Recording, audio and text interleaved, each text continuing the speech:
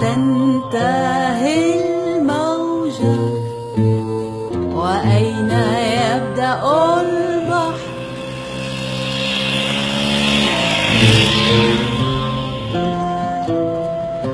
Since ancient times, the coast of the Gaza Strip has been renowned for its rich fishing. Generations of fishermen and their families have relied on this natural bounty, and a booming industry of fish products once existed in Gaza.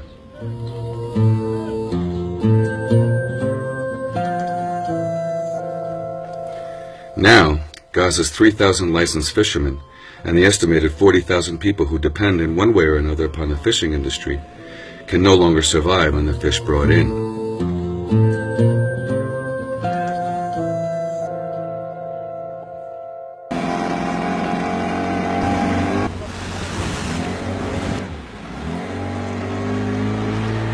According to the Oslo Accords, Gazan fishermen are entitled to fish up to 20 nautical miles off the coastline.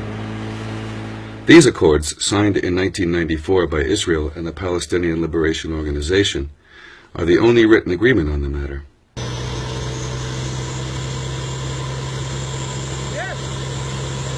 Nevertheless, since 2000, Israel has been unilaterally and illegally reducing the fishing range accessible to Gazan boats. In 2006, after the Hamas party was elected in Gaza, Israeli military boats began to impose a limit of 6 miles. Since the Israeli attack on Gaza in December 2008, this has been reduced again to just 3 miles from shore. Fishermen who overstep this limit are fired upon. Sometimes they are arrested and their boats are confiscated. امبارح بس وصلنا 300 طخ علينا اشي كتير. كان معاي ولدين صغار، عمر الولد 10 سنين 11 سنة. والله صار طخ عليهم والولاد التمسوا، انا مقعدهم هذا طخ عليهم وطخ على الكابينة. اخذت ولاد ورحت فيهم ورا، قلت طخ اللي بده يسوي اللي بده اياه قدام، مش قادرين نسوي شيء معاه. قعد يمكن تقريبا 3 ساعة الا ثلث بالضبط هو يطخ علينا، واحنا واقفين مش قادرين نمشي بالمرة، مش قادرين نمشي. في الاخر وين لما نزيغ هو من كثر الطخ فلحنا وبابا ماشي. الولاد اللي معاي خافوا، روحتهم الصبحيات مش قادرين يقفوا على ايديهم من كثر الخوف.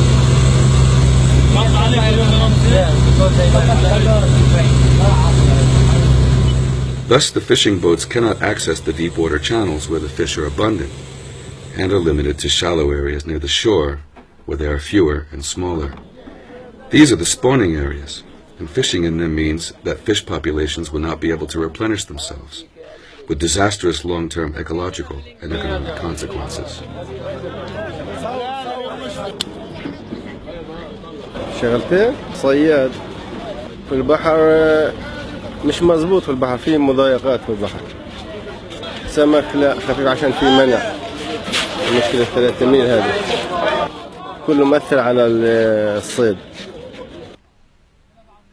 Since the borders are closed, gasoline supplies are limited and irregular, and prices very high. This means that each time a fishing boat goes out to sea, the journey costs more.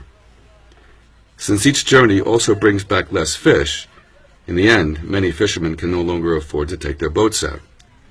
This increases the already astronomical rate of unemployment in Gaza.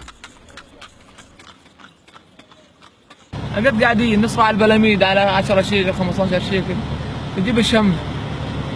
يعني بصيد اللانش ب 10,000 شيكل، بطلعش البحر اللي زي حالات بطلعش 10 شيكل 5 شيكل. بس عشان الموسم ولا؟ راح الموسم هلقت عشان الطراد فيش 3 ميل ولا حاجه، ايش 3 ميل؟ يعني لو الطراد شو بتصيدوا ايه؟ لو بالطراد بس مسموح كان بتصيد سردينه، بتصيد سكمبله، بتصيد طرخون، بتصيد مليطه، تروح على الغرب على الصخر بتصرح بالشرق، باللقبس الكبير بتصرح، بس فيش لقيتها عشان 3 ميل. وحتى امبارح اخذوا لانشين على سدود، يعني واحد للعبد الهبيل وواحد للعمر الهبيل. لقيت في سدود اللانشات تروح البني ادمين عن الشاط واللانشات ضلوا مغاد. طب وليش؟ محبوسين عشان خالفوا شويه، تزاغوا شويه عن ال3 ميل. بدك اياهم بكره تيجي الصبح يدعى 5:30. In the mid-1990s, Gaza's fishing boats pulled in some 3,000 metric tons of fish a year. Current estimates suggest that the annual fishing haul now is about 1/4 of what it was before the restrictions, a loss of over $3 million a year. Under the current siege, much of Gaza's population suffers malnutrition. The sea could be an important food source, but given the current limits, the price of fish puts it well beyond the means of most Gazans.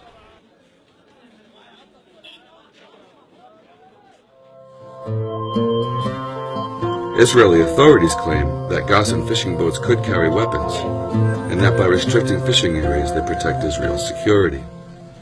Since no evidence has been found that these boats do anything but fish, the Palestinian people of Gaza see the restriction as an attempt to destroy their livelihood.